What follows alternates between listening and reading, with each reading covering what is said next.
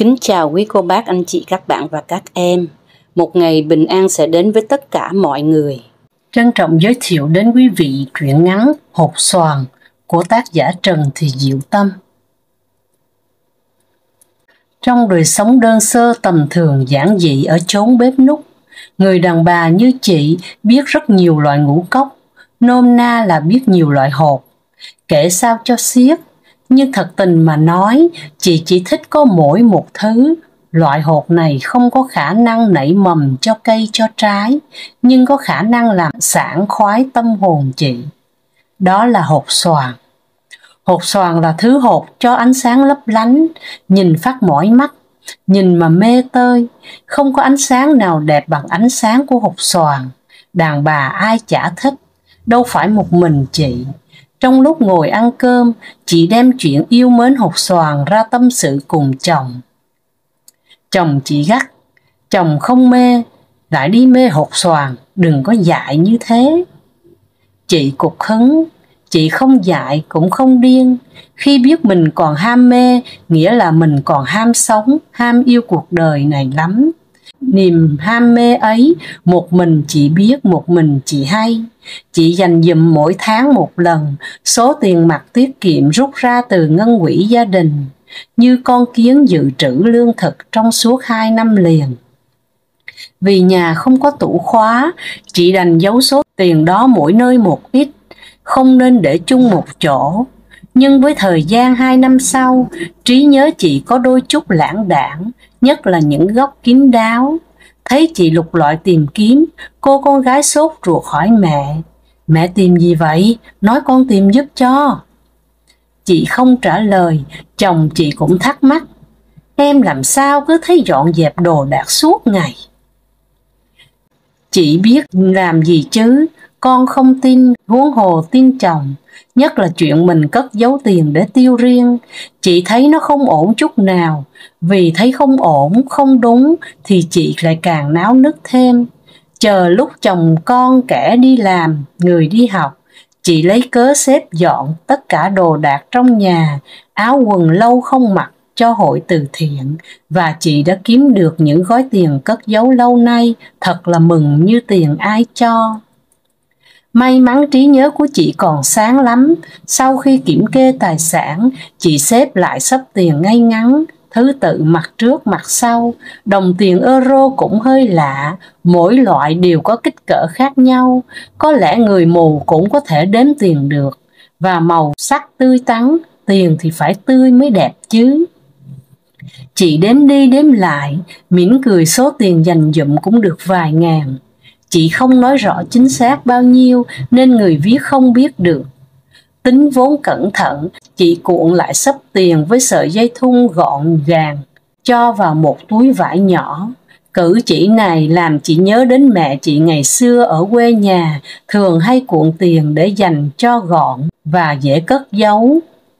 Chị thực hiện điều ao ước bấy lâu nay, chị sẽ mua chiếc nhẫn hột xoàn lấp lánh ấy. Chiếc nhẫn nằm trong tủ kính của cửa hiệu có tên Etermeller. Chị vốn không mấy giỏi tiếng bản xứ, nhưng lờ mờ hiểu ra rằng nó có ý nghĩa là mãi mãi. Ai mà không quý trọng những gì thuộc về mãi mãi bất diệt. Biết bao nhiêu cặp tình nhân, đám cưới đều tặng vợ nhẫn hột xoàn kim cương lấp lánh, hy vọng chiếc nhẫn sáng ngời ấy giữ gìn hạnh phúc tình yêu của họ đến suốt đời. Nếu người ta bỏ nhau, không phải tại nó, mà tại họ muốn bỏ nhau, chứ nó là thứ thủy chung muôn năm, nó là thứ bất diệt. Trước đây, mỗi lần lên phố vào trung tâm mua sắm, chị luôn đến trước cửa hàng Etermel, ngắm nhìn mấy chiếc nhẫn hột xoàn, ước chi có một chiếc sẽ đeo vào ngón tay của chị ngày nào đó. Chị không hề biết hột xoàn loại nào là tốt nhất, đẹp nhất, nước sáng xanh hay sáng tím. Tuy nhiên, chiếc nhẫn sẽ kèm theo một hóa đơn giá trị. Từ ao ước đến chiếm hữu là một tiến trình tự nhiên của con người. Nó phải ở trong bàn tay chị là chủ sở hữu. Nếu mua được, chị sẽ ngắm nó thường xuyên, không cần phải đi qua mấy chuyến metro mới gặp nó yêu kiều trong tủ kính. Chị tự tin đi vào cửa hàng với số tiền trong túi. Mấy lần trước thì chị rất e dè, cô gái bán hàng có vẻ thờ ơ với chị. Có lẽ vì biết người đàn bà này đã nhiều lần đến xem nhưng rồi đi ra, hỏi gì cũng lắc đầu. Nhưng lần này thì khác nhé, chị chỉ chiếc nhẫn có giá tiền vừa đúng, nó được tôn vinh để riêng chờ đợi chị.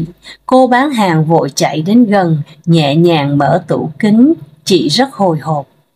Bà muốn mua chiếc này à? Chị cười gật đầu. Cô bán hàng ân cần mời chị đến ghế ngồi có đèn rọi sáng. Cô nhẹ nhàng cầm lấy bàn tay chị và xỏ chiếc nhẫn vào ngón tay giữa. Thật là vừa vặn như chiếc nhẫn được tạo ra cho chính tay chị, không ai khác cả. Chu choa, chiếc nhẫn thật là thích hợp với quý bà. Cô gái cười rất tươi, chứng tỏ cho chị thấy đó là sự thật không chối cãi.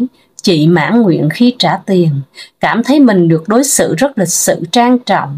Chị trở thành một vị thượng đế trong giây phút ấy. Thực hiện được điều ước mơ bấy lâu nay, có ai vui hơn chị?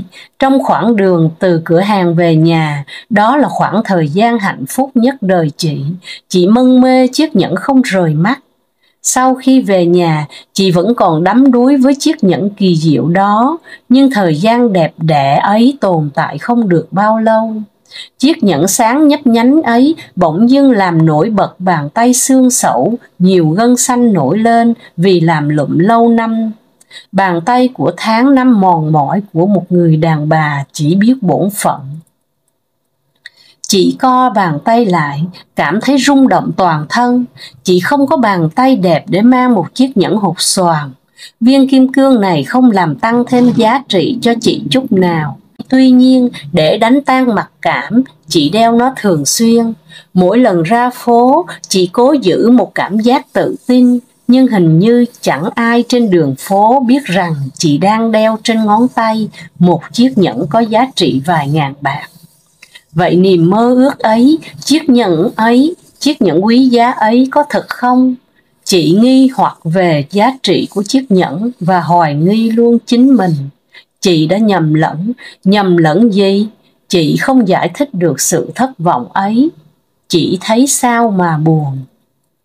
Chị có cảm tưởng bao nhiêu kỳ vọng về một ước mơ, nay ước mơ được thực hiện thì bỗng dưng nó tầm thường thế nào? Hay chính vì bàn tay chị không xứng đáng chăng? Buổi tối, chồng con đều ngủ, chị đem chiếc nhẫn ra ngắm nghía.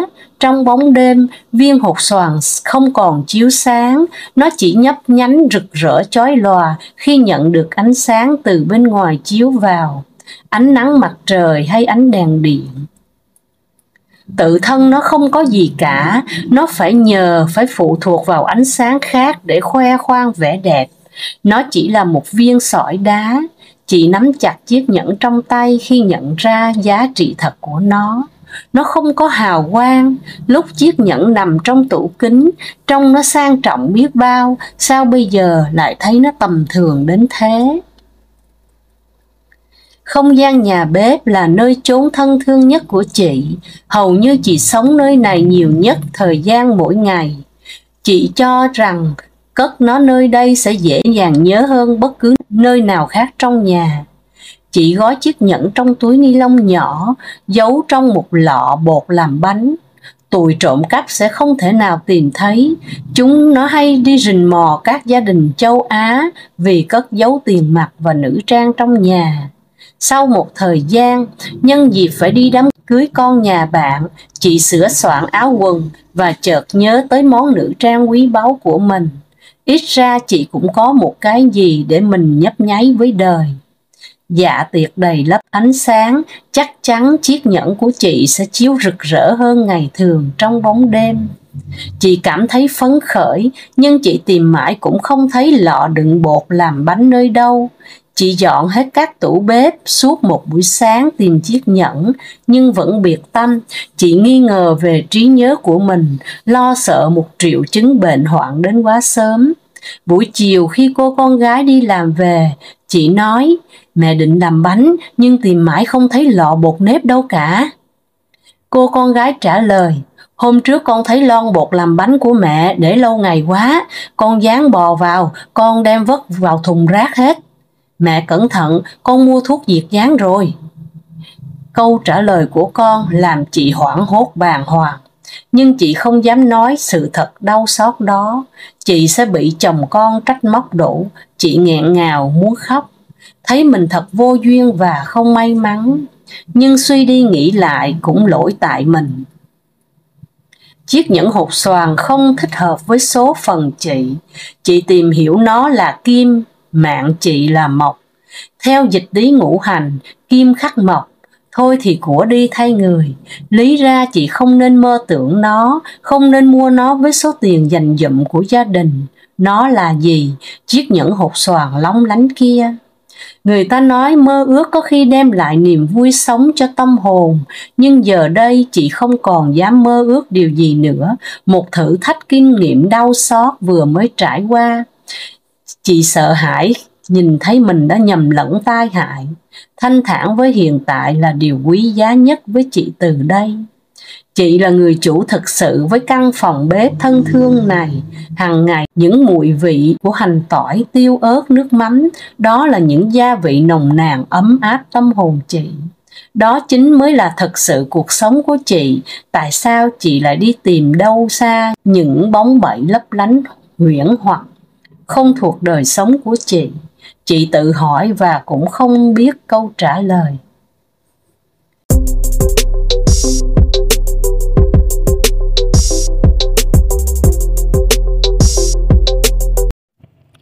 Trân trọng giới thiệu đến quý vị câu chuyện Cái nhẫn hột xoàn của tác giả Chu Thị Hồng Hạnh. Bây giờ xin mời quý vị cùng lắng nghe. Sau khi nhận được tin ông phải đi cấp cứu, thì phản ứng của vợ và các con như sau. Vợ vừa chia bài vừa nói với bạn: để tôi gọi cho con vợ bé ông ấy đến chăm. Công ty phá sản đến nơi, khách sạn nhà hàng tháng nào cũng phải bù lỗ cả 500-600 triệu. Ông ấy không bệnh mới lạ. Một bà bạn nhắc khéo: vợ chồng thì hết tình còn nghĩa. Tháng trước chị thua bạc mấy tỷ, anh ấy cũng bán nhà trả nợ cho chị rồi còn gì. Bà dài giọng: thấm vào đâu với tiền lão ăn nhậu và cho vợ bé. Vợ chồng lấy nhau tay trắng, lúc cơ hàng chia nhau từng mẩu bánh mì. Đến lúc ổng có tiền thì bồ bịch, vợ nọ con kia. Tôi không phá thì thiên hạ nó cũng hưởng hết. À, mà ông ấy còn mấy cái nhẫn hột xoàn đắt tiền lắm. Lúc mua gần 200-300 ngàn đô. Tôi phải chạy vào bệnh viện xem sao. Con gái nghe xong điện thoại nói với chồng: ông già em đang cấp cứu ở trong bệnh viện.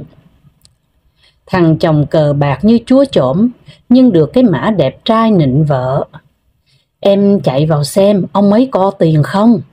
Anh đang cần gấp để đầu tư với bạn. Anh chỉ trông chờ vào em thôi. Đứa con gái xấu xí bị bỏ bùa mê thuốc lú, thường xuyên đến công ty ông xà xẻo tiền để mang về cho chồng biểu môi: từ hồi dịch đến giờ công ty ông ấy có cái hợp đồng nào nữa đâu, nhân viên bỏ đi gần hết rồi. À mà em nhớ ra rồi, ông ấy còn mấy cái nhẫn hột xoàn đắt tiền lắm, để em chạy vô bệnh viện liền nè. Còn con dâu ông nghe điện thoại đổ chuông mãi mà chồng ngủ say như chết, liền bắt máy. Nghe thông báo xong lay chồng dậy: ba anh đi cấp cứu kìa, dậy đi. Thằng con nghiện hút bật dậy như cái lò xo: ông già còn cái nhẫn hột xoàn lớn lắm, thôi để anh đi liền đây. Không hẹn mà cả ba cùng phi đến bệnh viện cùng một lúc. Ngoài hành lang chỉ có cậu lái xe đang ôm cái túi đựng bọc quần áo và cặp tài liệu của ông. Bà nói: đưa đồ của chú cho cô. Con gái và con trai đồng thanh cất tiếng: bố em có để cái nhẫn hột xoàn nào trong đó không? Cậu lái xe lắc đầu: cảnh nhà ông, cậu là người hiểu rõ nhất. Đã mấy tháng nay ông buồn quá ra khách sạn ở, chỉ có cậu thường xuyên bên cạnh chăm sóc ông. Nhưng có chết cậu cũng không dám đưa bọc đồ cho mấy người đó, vì cậu biết bên trong có gì đâu. Rủi mà họ lấy mất gì thì cậu biết ăn nói sao với ông. Họ xúm vào cự cãi, tranh giành với cậu lái xe càng lúc càng lớn. Chỉ khi tiếng ông vang lên, họ mới im bặt. Tôi còn chưa chết mà các người làm gì vậy?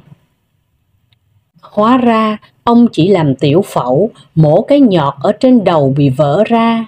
Cô y tá đẩy xe ra lâu rồi, nhưng ông cứ ngồi im theo dõi trên xe lăn. Cả ba người nhìn xuống bàn tay ông, cái nhẫn hột xoàn đã không còn nữa. Ông chua chát nói, tôi đã bán nó để trả nợ ngân hàng rồi.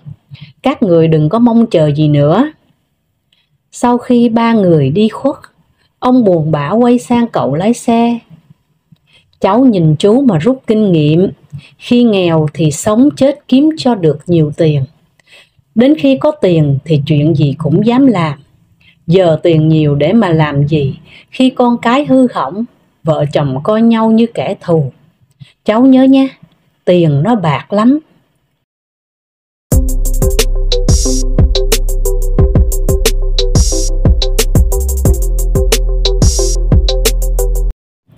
Trân trọng giới thiệu đến quý vị tác phẩm Tình Mẫu Tử của Chinh Cao.